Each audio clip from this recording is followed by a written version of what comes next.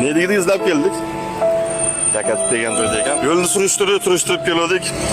O'zini dadasini ko'rib qoldik akalar. Hadi olmay qo'yaveringlar. Mana dadasi. Keling aka.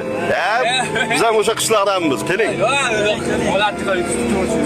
Ana to'g'rilmasa sholini oldida. Keling.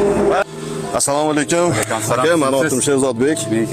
Hasanboy aka bitta narzada. Allohdan so'rab keldik. Qarang, Allohning o'zi sizni bizga duch keldi. Xudo yetkazsa ishga Yetkazsa. Eng qizig'i negativchilar. Mana oddiy odam. Bu haligi negativ gapiradigan narsa emas. Dehqon odam. Uyiga keldik, vaqtari topdik. Ne dedik ukam?